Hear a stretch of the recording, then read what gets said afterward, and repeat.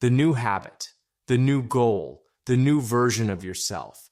But the moment it starts working, something inside you goes quiet, not satisfied, not proud, just uninterested.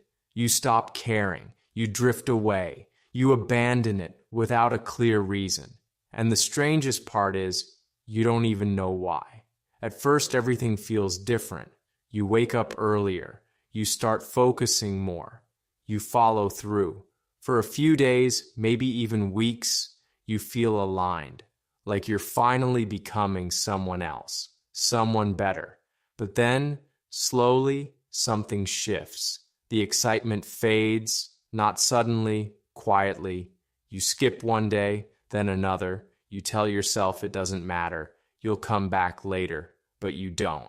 And eventually, it becomes another unfinished version of yourself. This pattern repeats in ways that aren't always obvious. You lose interest in hobbies once you improve.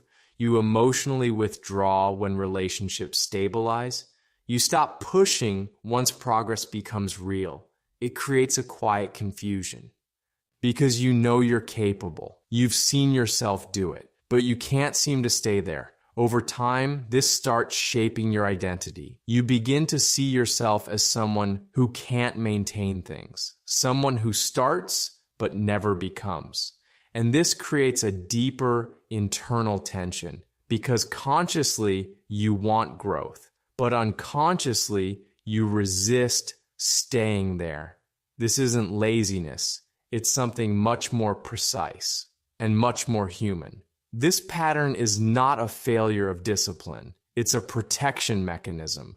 Your brain isn't trying to ruin your progress. It's trying to protect your psychological stability because your brain has one primary job, not to make you successful, but to make you predictable to yourself. The brain values familiarity more than improvement. Even if your current identity is limiting, it is known. And what is known feels safe. What is new, even if better, feels uncertain. So when your life starts changing, your brain begins to quietly resist. Not because the change is bad, but because it threatens your sense of self. And this resistance happens in ways so subtle, you mistake it for loss of motivation. But something else is actually happening underneath. Something most people never realize. Your brain builds something called a self model. This is your internal prediction of who you are. It's built from memory, repeated behaviors, and emotional experiences. Over time, your brain becomes very efficient at predicting your actions. You wake up at certain times. You think in familiar ways. You behave in patterns that reinforce the same identity. This makes your brain's job easier because prediction reduces uncertainty, and uncertainty is metabolically expensive. But when you begin changing your behavior consistently, you introduce prediction error.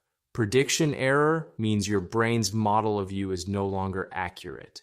You are becoming someone it doesn't fully recognize yet. This creates a subtle form of cognitive tension. In neuroscience, this is related to predictive processing. Your brain constantly tries to minimize the gap between who it expects you to be and who you actually are. There are two ways to reduce this gap. Either update your identity or return to familiar behavior. Updating identity requires energy, repetition, and emotional adjustment. Returning to familiar behavior is faster, so your brain gently nudges you back. Not with force, but with emotional signals. Loss of interest, boredom, emotional detachment. These feelings are not random, they are regulatory signals. They exist to pull you back toward identity equilibrium. There's also another layer, dopamine. Dopamine is not the chemical of pleasure. It's the chemical of pursuit. It spikes when something is uncertain and potentially rewarding. At the beginning of a new goal, your brain experiences high uncertainty. Will this work? Will this change you?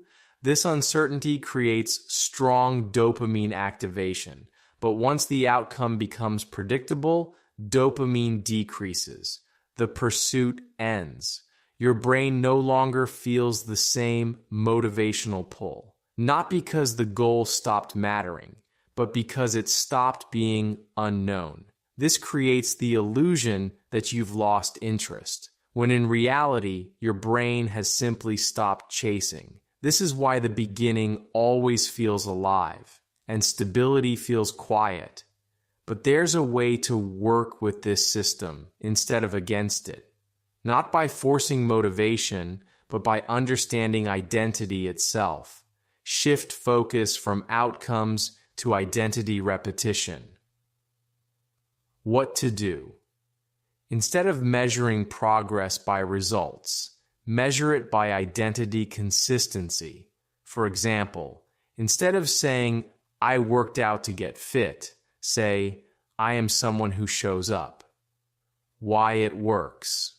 This helps your brain update its self-model gradually. Each repeated behavior becomes new identity evidence. This reduces prediction error over time.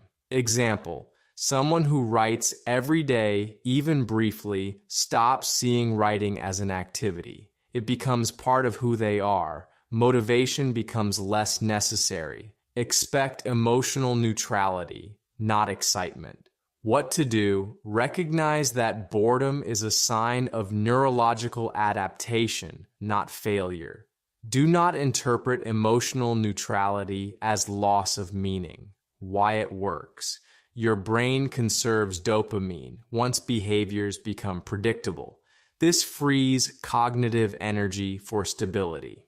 Example, brushing your teeth doesn't feel exciting, but you don't question whether it matters. It's integrated. Your goals must reach the same emotional neutrality. What to do? Scale behaviors to levels that feel psychologically sustainable, not impressive. Sustainable. Why it works. Gradual exposure allows your brain to update its self-model without triggering resistance. Large changes create identity threat. Small changes create identity acceptance. Example, studying for 10 minutes daily creates less resistance than sudden 2-hour sessions. Your brain slowly accepts, this is who I am now. What to do? Understand that novelty creates emotional intensity, but meaning creates stability. Do not rely on emotional intensity as proof something matters. Why it works, your brain naturally reduces novelty response over time, but meaning remains, independent of emotional spikes.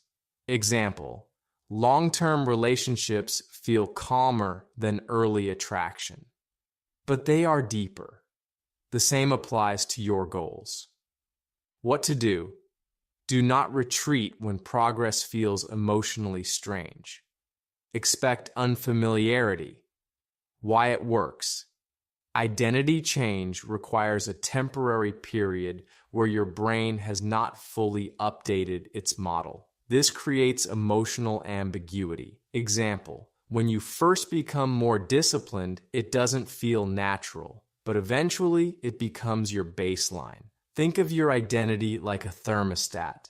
It tries to maintain a stable internal setting.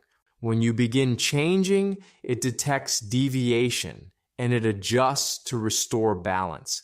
Not because the new setting is wrong, but because it hasn't learned it yet. Your job is not to fight the thermostat. Your job is to let it recalibrate through repetition, through quiet consistency, through staying long enough for the unfamiliar to become familiar. This is how identity actually changes, not through intensity, but through stability. Losing interest doesn't mean you chose the wrong path. It often means you stayed long enough for it to stop feeling new. And this is the moment most people leave. Not because they failed, but because their brain stopped entertaining them. If you understand this, something changes. You stop chasing emotional confirmation. You stop needing constant excitement to continue. You simply remain. And over time, the person you once had to force yourself to be becomes the person you are without thinking, not suddenly, not dramatically, but quietly and permanently.